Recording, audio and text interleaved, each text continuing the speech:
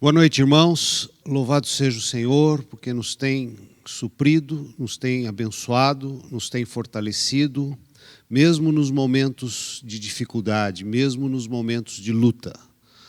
O que eu quero ministrar nessa noite é algo que Deus tem falado ao meu coração e que eu sei que muitos de nós têm enfrentado, que é exatamente, se quiser dar um tema, seria enfrentando o reino luciferiano.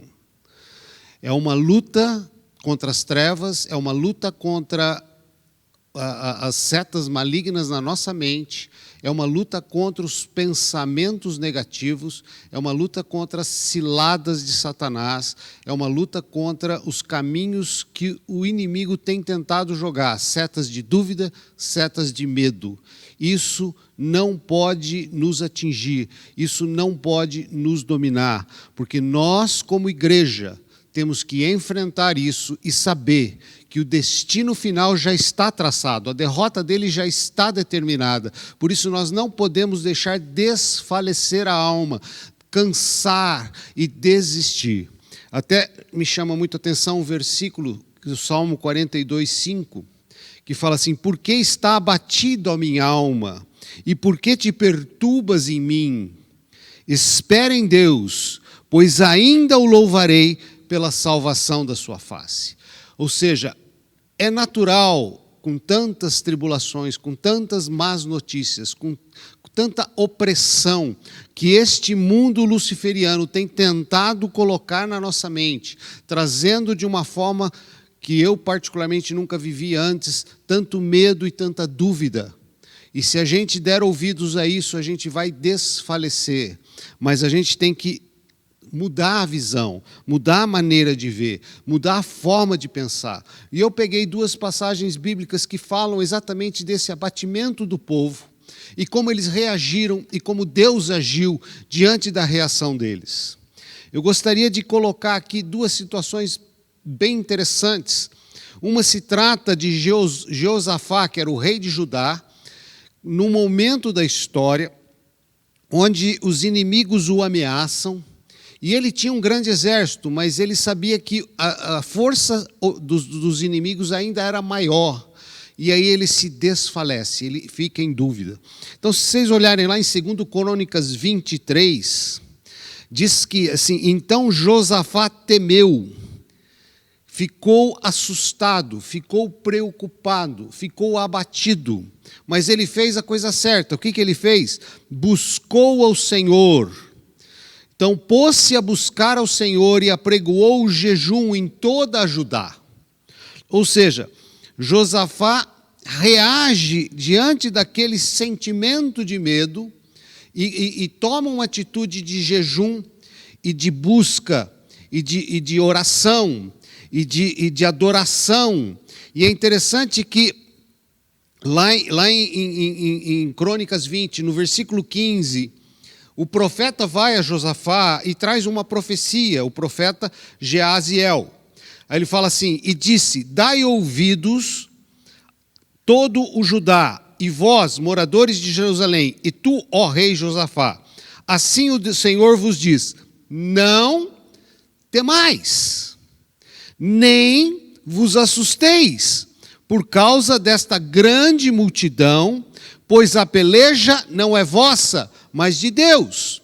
Ou seja, a gente fica abatido, a gente fica entristecido, a gente vê um Supremo trazendo uma perseguição à igreja, a gente vê a igreja sendo mal vista. Nunca antes na história foi tão escancarado o preconceito ao cristianismo, num país que teoricamente era livre, e hoje as coisas estão muito claras. A posição e a gente vai se abatendo diante dessa oposição, como se nós se sentíssemos fracos, como se a nossa força não fosse suficiente para derrotá-los. E aí Deus fala: espera aí, essa peleja não é sua, essa peleja é minha. Mas é interessante nesse momento, porque não é simplesmente descansa no Senhor, fique em paz, vai para debaixo da cama e se esconde. Não é esta apatia. Aqui é interessante porque no versículo 18, Olha que interessante, Josafá tem uma atitude inicial de descanso. Então Josafá se prostrou com o rosto em terra, e todo Judá e os moradores de Jerusalém se lançaram perante o Senhor, adorando-o. Num primeiro momento, Josafá jejua e ora, recebe uma palavra profética. Depois vem e toma uma atitude de adoração, de louvor, de gratidão. Então é muito diferente da apatia, daquele descansar de deixar as coisas acontecer. Não, ele toma uma atitude proativa, ele vai à ação. E nesse primeiro momento é uma adoração. Num segundo momento, no versículo 20, eles levantaram perante o Senhor. No versículo 20 fala que pela manhã cedo se levantaram e saíram ao deserto de Tecoa. Ou seja, no versículo 20, ele levanta todo o povo, todo o exército de Judá, logo cedo, e sai para a guerra. Ou seja, ele sabia que a peleja era do Senhor, o Senhor prometeu-lhe a vitória, mas ele mesmo assim, seguindo o processo natural, ele adora a Deus, ele não se deixa abater por medo. Lá no começo fala que ele temeu, mas depois ele jejuou, ele adorou, ele se levantou e foi à guerra. Ou seja, descansar não é ficar parado. Descansar é agir. Nós sabemos que a igreja não pode ficar parada, ela tem que reagir a esta situação. E como Josafá, ele levantou logo cedo, se preparou para a guerra, levantou todo o exército e foi à luta. E novamente, e a gente vai vendo isso no versículo logo 21, ele novamente adora, novamente canta, novamente engrandece ao Senhor, todo o exército marchando, adorando ao Senhor. E aí acontece algo sobrenatural. Aí Deus pôs emboscada aos inimigos. Curiosamente, ele não guerreou contra os inimigos. Os inimigos se guerrearam entre si. Os inimigos se debateram entre si. E os inimigos se mataram entre si. Então, quando a gente começa a tentar ver a dimensão, fala, quem sou eu para poder mudar uma decisão do Supremo Tribunal Federal? Nada. Eu não posso nada. Mas eu vou me abater de medo, eu vou me recuar, eu vou ficar destemido, eu vou afligir a minha alma, eu vou permitir que o medo e a dúvida tomem conta do meu coração? Não, eu vou me levantar, eu vou adorar, eu vou buscar a Deus, eu vou guerrear na minha dimensão de ação. Eu posso tentar agir, eu posso tentar caminhar como um exército de Deus. E eu sei que vai chegar um momento que o próprio Senhor vai fazer com que eles batam cabeça, com que eles se autodestruam. Como aconteceu aqui, que o Senhor pôs emboscada ao inimigo e eles se destruíram uns aos outros. E quando o exército de Josafá chegou no arraial do inimigo, o que aconteceu? Todos estavam mortos. E aí diz a história, depois você lê lá em Crônicas de 20 a 25, que eles ficaram 3 dias saqueando os despojos, tinham joias, tinha pedras preciosas, eles recolheram todos os despojos dos inimigos, todas as riquezas dos inimigos e voltam novamente louvando. É curioso que o louvor preenche todas as etapas desse processo. A adoração preenche todas as etapas desse processo. A gratidão preenche todas as etapas desse processo.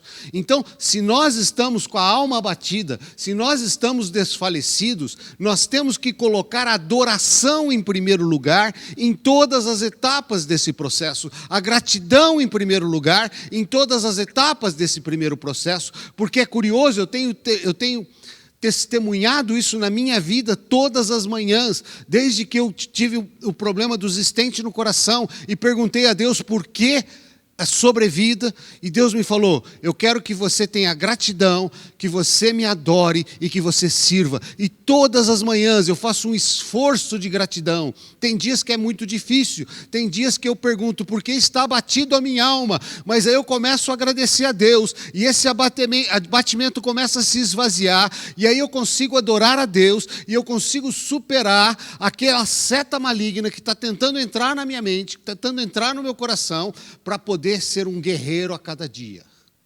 E aqui deixa claro isso. Josafá, diante de um grande inimigo, se abateu o coração, sentiu medo.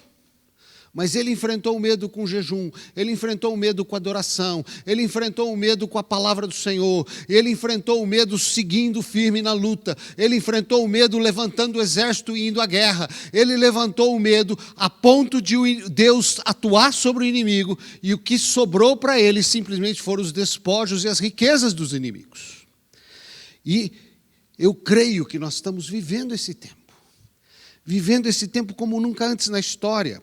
Eu gostaria de contar também uma outra passagem que eu acho muito forte e diz muito sobre os nossos dias, que é uma luta de Davi contra o povo dos amalequitas.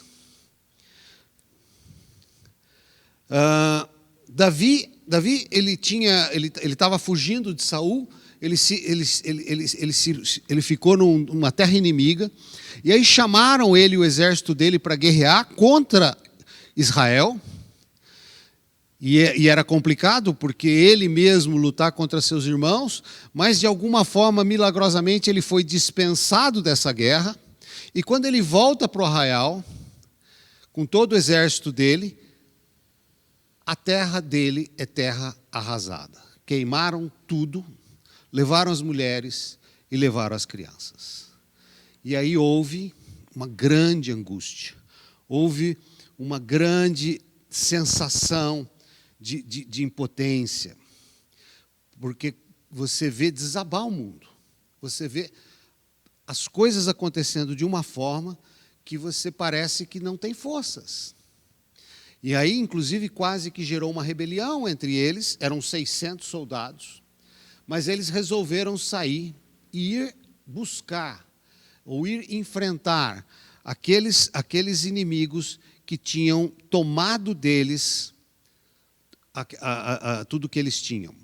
Então, ali em 1 Samuel 30:3 diz assim: e Davi e os seus homens chegaram à cidade, e eis que estava queimada a fogo, e suas mulheres, seus filhos, suas filhas tinham sido levados cativos. E aí no 15 fala assim: e descendo guiou, e eis que estavam espalhados sobre a face de toda a terra, comendo e bebendo e dançando por todo aquele grande despojo que tomaram da terra dos filisteus e da terra de Judá. Ou seja, ele encontrou os inimigos, os 600 saíram para encontrar os inimigos. No meio do caminho, 200 deles desfaleceram. 200 soldados já não tinham mais forças. Provavelmente a comida estava rareada, provavelmente o cansaço da guerra e as forças naturais deles se esvaíram. E aí os 200 ficaram para trás e somente os 400 seguiram em frente. E quando os 400 chegaram no arraial dos inimigos, eles estavam festejando, celebrando as vitórias e as conquistas. E é interessante essa questão, porque às vezes quando a gente está numa guerra, não pode abaixar a guarda, não pode perder a vigilância, não pode parar de ter o sentinela, porque a Bíblia fala que tem o sentinela. O Senhor guarda a sua casa, mas existe um sentinela, existe o alerta, existe o estar em alerta. E o inimigo nessa hora ele começou a festejar, a beber. Então ficou até relativamente fácil para os 400 homens de Davi chegarem lá e arrasarem todos. E deviam ser muito, muito maior número, porque diz que eles eliminaram quase todos, e 400 fugiram. Ou seja, eles eram 400, eles devem ter matado mais do que o dobro, e ainda 400 fugiram. Tamanha a vitória que foi reservada para eles. E nenhuma das mulheres e nenhuma das crianças se perderam, e nenhum dos seus bens se perderam, e também pegaram todos os despojos dos outros, conquistas que aquele povo tinha feito.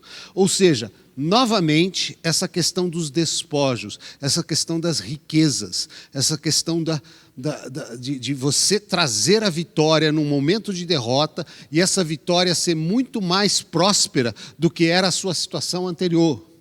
E é muito legal quando Davi pega todos esses despojos e leva de volta. No meio do caminho ele encontra aqueles 200 que se desfaleceram. Alguns soldados falam para ele assim, não, deixa eles fora, eles não guerrearam, eles não têm direito a nada. Não, Davi fala assim, não, todos têm direito igualmente. Não é porque uns fraquejaram que os outros não vão dividir o que têm. Ou seja, Davi cria aqui uma nova condição, uma nova regra, que passa a valer para todo Israel. E no 18, se olhar no versículo 18 de 1 Samuel 30, fala assim, e ninguém, moços que montando sobre camelos, e ninguém lhes faltou, desde o menor até o maior, e isso recuperou todo mundo. No 21 fala assim, então todos os maus, e tomado tudo Davi, tornou a trazer, todos os maus e perversos dentre os homens que tinham ido com Davi, responderam e disseram, visto que não foram conosco, não lhes daremos do despojo que libertamos, mas que leve cada um sua mulher e seus filhos e se vá. Porém Davi disse, não fareis assim, irmãos meus, com o que nos deu o Senhor, que nos guardou e entregou a tropa que contra nós vinha, nas nossas mãos. A quem vos daria ouvidos nisso? Então, ele resolve dividir com todos.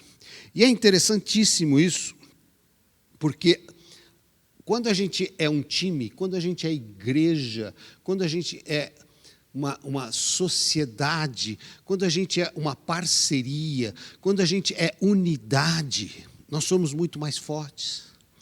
A Bíblia fala, é melhor serem dois do que um. Há muitos contra o congregar, há muitos contra a comunhão dos irmãos, há muitos contra o relacionamento de igreja nesses dias. Mas eu posso te garantir, é melhor dois do que um. É melhor estar em unidade do que estar isolado. É melhor estarmos juntos do que fracos, sozinhos. Existem pessoas que fraquejam e não é problema. Nós estamos nessa luta, tem pessoas que vão ter perdas, tem pessoas que estão enfermas, tem pessoas que estão abatidas, tem pessoas que não têm forças, e os que têm forças têm que lutar pelos que não têm forças. Isso é a unidade da igreja, isso é o propósito de estarmos juntos, isso é o propósito de time. Nós lutamos em conjunto, é melhor serem dois do que um. E é interessante que tem várias passagens que a força é multiplicada na unidade. Tem até um provérbio que às vezes é usado, que fala assim, se te mostrares fraco na angústia, tua força é pequena. Lá Provérbios 24:10. Mas na verdade, é lógico, se você, na angústia, você se enfraquece, você não tem força, mas se você não está sozinho, você tem alguém que lute por você, você tem alguém que é parceiro seu. E o que eu quero dizer nesse tempo, nessa luta contra esse reino luciferiano, nós temos que ter times, nós temos que ter unidade, nós temos que estar juntos. É melhor sermos dois do que um. Se dois concordarem na terra, o Senhor concede dos céus. Nós temos que ter comunhão com os irmãos. Lá em Levíticos fala que 5 derrota 100, mas 100 derrota 10.000. Lá em Deuteronômio fala que 1 derrota 100, 2 derrota 1.000. Ou seja, à medida que tem mais unidade, quintuplica a força. É muito importante entender isso. E aí Davi decide repartir os despojos com os que ficaram e com os que foram, de forma igualitária. O que eu quero dizer para vocês hoje é que está na hora de os guerreiros se levantarem. Está na hora dos que ainda têm forças para caminharem.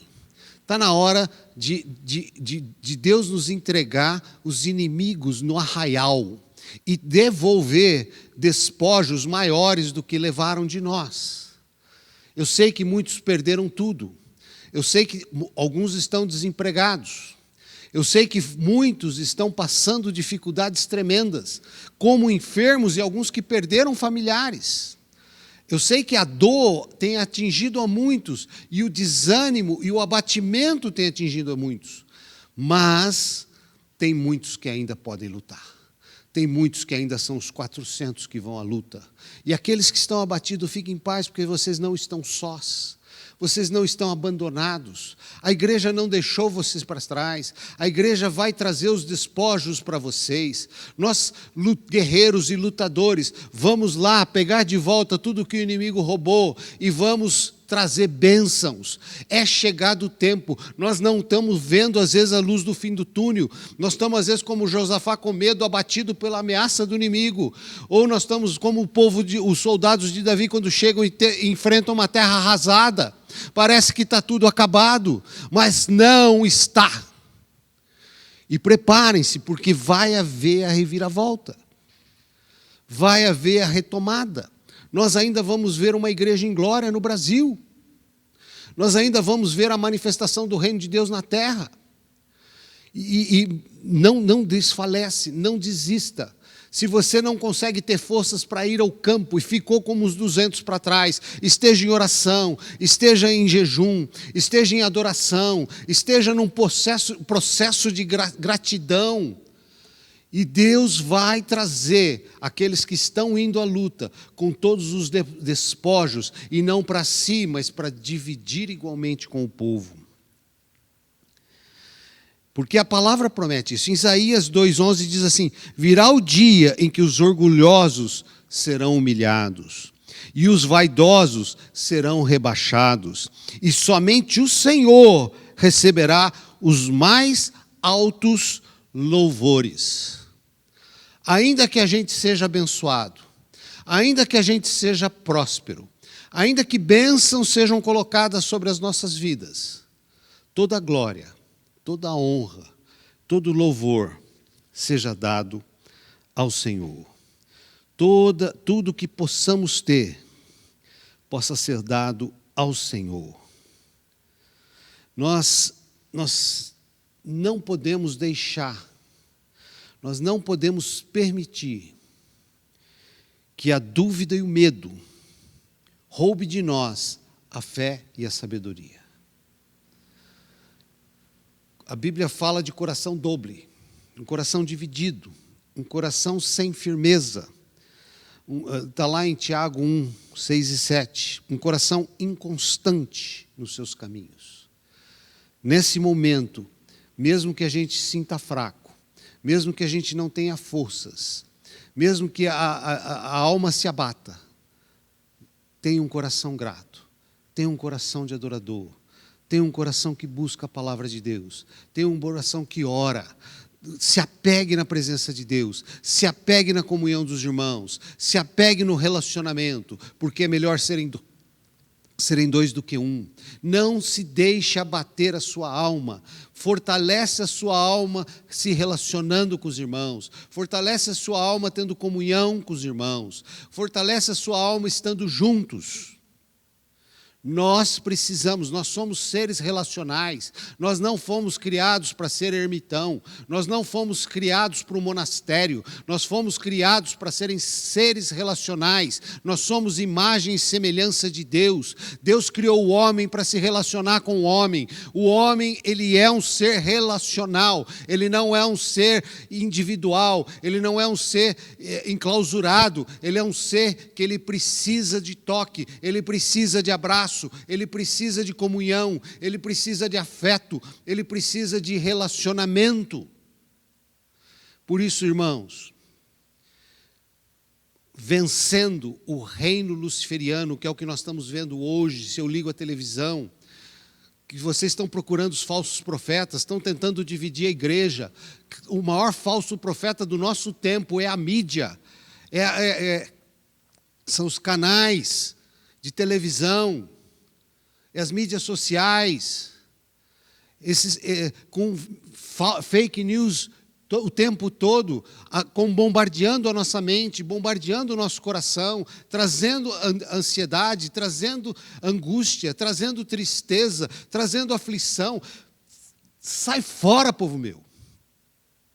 Busca o reino, busca comunhão, busca relacionamento, busca intimidade, busca gratidão, busca adoração. Porque Deus vai entregar os despojos do inimigo nas tuas mãos, e é breve, não desanima, não se deixe abater, é breve, e é muito mais do que você pensa. Levaram 3 dias para recolher. Essa é a promessa de Deus para você e para mim. E eu trago isso nesse dia, justamente para que você se levante. Se você ainda tem forças, levante e vá como guerreiro. Se você não tem forças, dê a mão a um irmão que possa te levantar, porque juntos somos mais fortes. Em nome do Senhor Jesus. Deus abençoe você, sua casa e toda a sua família. E que o Espírito Santo conforte todo aquele que tem passado por dor, todo aquele que tem vivido dias de dificuldade. Que o Senhor possa estar fortalecendo, restabelecendo uma nova dimensão no seu ânimo, uma nova postura na sua vida, mudando sua maneira de pensar, mudando os seus sentimentos, trazendo uma nova alegria. Deus quer restaurar o sorriso nos teus lábios, Deus quer restaurar a paz interior, Deus quer restaurar o sono tranquilo, Deus quer restaurar a sua vida e mais, acima de tudo, em breve, restituição de despojos, prosperidade e graça, em nome do Senhor Jesus. Amém.